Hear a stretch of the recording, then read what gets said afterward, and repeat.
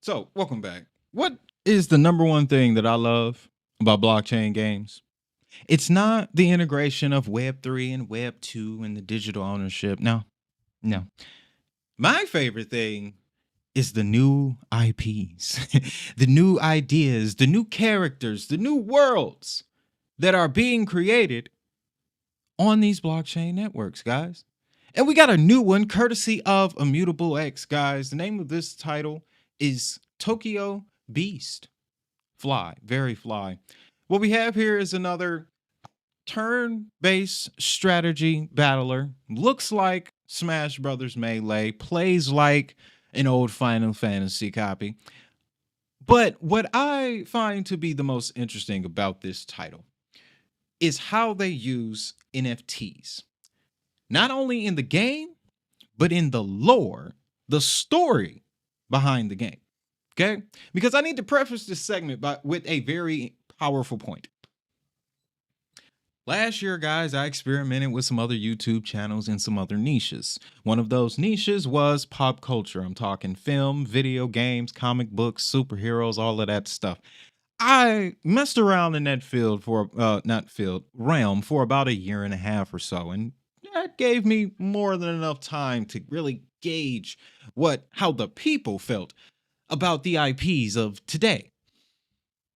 They suck. Okay, why did How to Train Your Dragon and the first Matrix drop in the same week? Didn't we already have these movies? Disney has, if I'm not mistaken, 4 sequels lined up over the next 5 years. 4 sequels.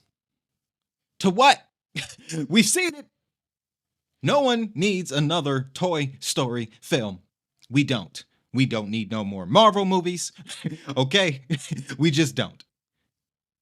Simply put, guys, when you get off into that pop culture world, there is a huge appetite for new IP and new stories. And that is what I see being created on the blockchain. All the more reason why this particular title, because Immutable is dropping titles all the time, all right? The reason why this particular title caught my attention is because they're doing it in a whole new way. Typically, when you get involved with a Web3 game, you have to purchase an NFT. This NFT typically grants you access. The NFT is often the character that you play with. That's currently the model when it comes to blockchain games. Problem with that, though, NFT characters are expensive. Plus, you got people who are just gamers and not really blockchain natives having to now learn Ethereum or Solana or, any other type of interface before they can even play the game. By the time they get to the gameplay, they're no longer interested. Understandably so. Well, Tokyo Beast took a whole different route here, ladies and gentlemen. See, you don't necessarily need the NFT to play the game. But if you want to progress in the game and increase the value of your NFT, that's where things get interesting. Because Tokyo Beast, let's first focus on how they're implementing the NFT into the game. When you start the game, you begin with your Beast NFT, okay? This is on the Web3 side. This is what Immutable will be supporting. This is where the digital assets that are associated with your character, that's where they'll live. You'll, if I'm not mistaken, also be able to access the game through Immutable's passport. Oh, and to that point, if I don't have it here, let me just add it now. Immutable has their own chain. They have taken the ZK EVM tech that they got from Polygon and just packaged it all up into one box that's set to launch later this year. I'll definitely be covering that. But you start with your NFT that's on the Web3 side. The game itself is on Web2 servers running a Web2 game engine with Web2 graphics, which is perfectly fine because in a minute I'm going to show you the Japanese gaming giants that they're backed by. Okay. That's completely fine because that is also another feature you'll see in current blockchain gaming models. They're not completely Web3 as of yet because blockchain in and of itself isn't capable of handling processing power to generate graphics. That's just something I don't think blockchain will ever be able to do. It can support as a back end for a Web 2 GPU, okay? Or in the case of Render, which is what Render does, it can support a Web 2 GPU. But as far as a fully fledged Web 3 title, we're some years away. I like this arrangement though, because on the Web 2 side, as you can see, the proxy beast, the data from the NFT that you have is in these proxy beasts, which are free, playable, and they roam about the world, if I'm not mistaken, because there's also an element where if other players get into the game and they play with one of your proxies, that increases the stats of the proxy. The stats that are increased in the proxy beast are translated into the stats and the value of the NFT. So imagine it like this. You like to play sports. Let's say 2K, for example. You go into the creator player setting. Let's say you progress through the season. You get all the awards: in-season MVP, Rookie of the Year, Finals MVP. You get the whole nine, scoring title, all that good jazz, right? And all of those extra awards and those stats are added to your player. Now your overall is 89 and 90 after first season, right? What if you can take that guy and what if you could take that character and sell it on a 2K marketplace at a 90 overall? And let's just say the exchange rates for players at a 90 overall is plus $1,000 or plus 1,000 ETH. That is what's so unique to me when I look at this title, guys. Now, that is how it works on the game side. And the fact that now the NFT value is no longer tied to the Tokyo Beast brand name or Immutable's brand name. It's all dependent on the player and the individual player's abilities.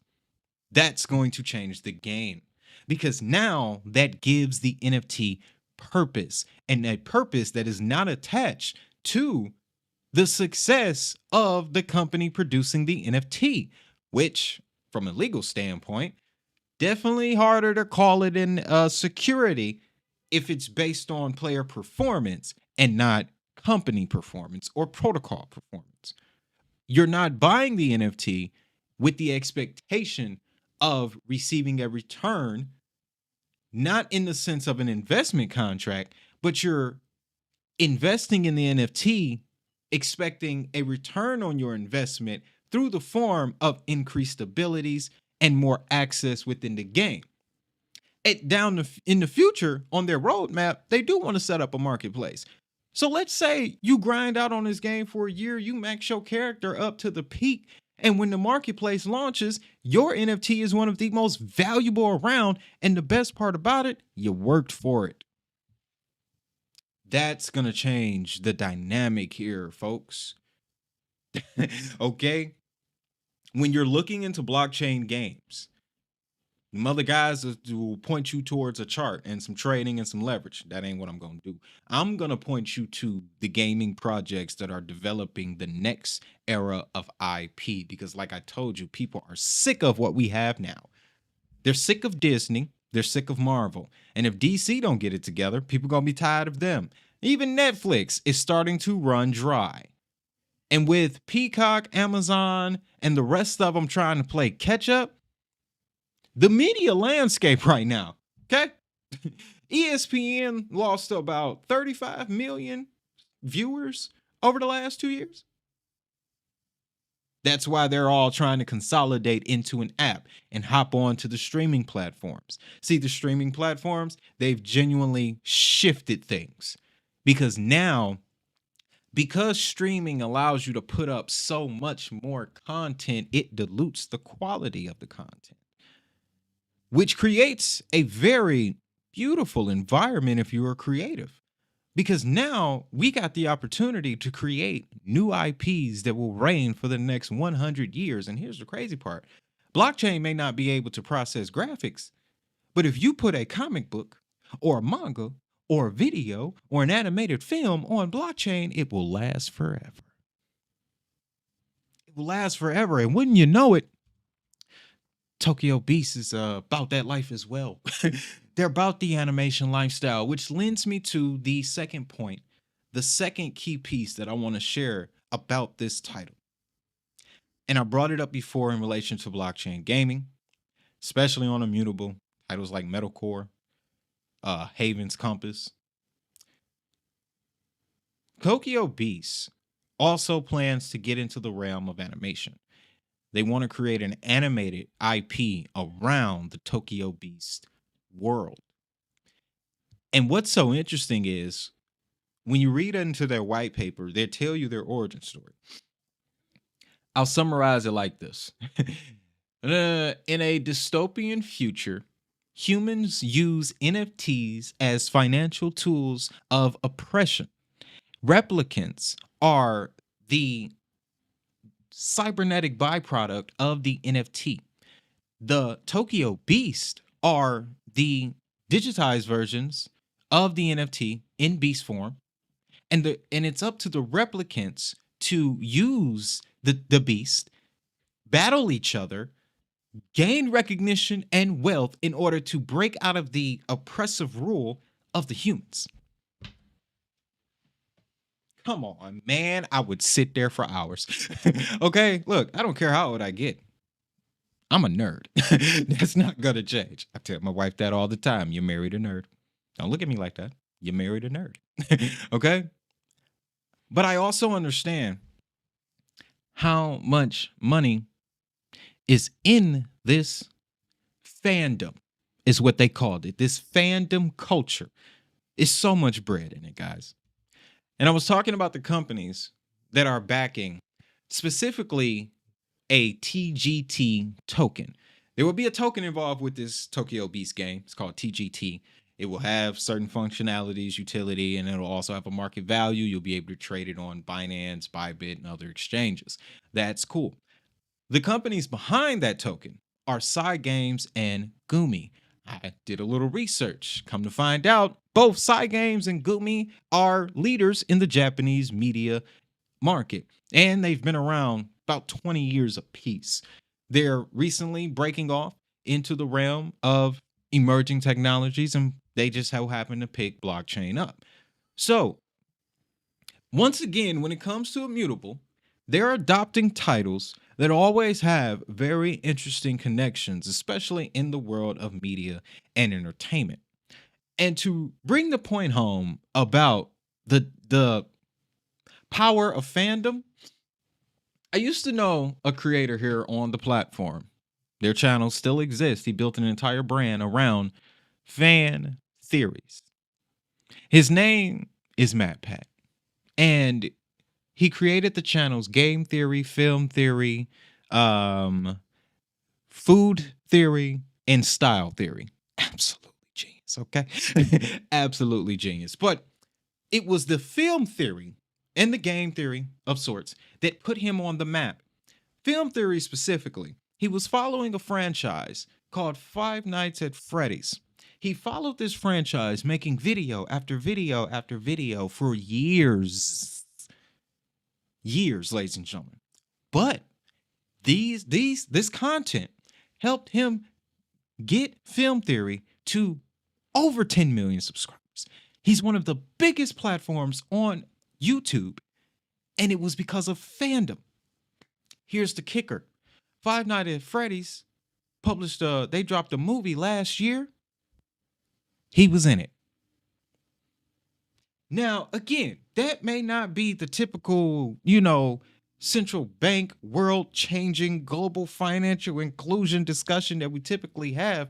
But guys, when people start to find the connections that are just as profound in the blockchain space, what do you think they're going to do? They're going to make the same moves. I love blockchain gaming, Web3, because they're tapping into that. They're bringing in your streaming platforms, your Twitch streamers, YouTube streamers. I know the celebrity element sometimes has its disadvantages, but when we bring in names like Animoca Brands, Ubisoft, Cygames, Gumi, Square Enix, when those names start to get interested in blockchain, then blockchain and the technologies associated become household names. household names. And imagine what the valuations will be then when they're household names. So, to wrap it all up, guys, be on the lookout for Tokyo Beast. If you're holding Immutable, just know they dropped another one. All right? They dropped another one. And I'm getting ready to put my portfolio together for this year, going forward into next year. And you can guarantee Immutable has got a comfortable spot in it.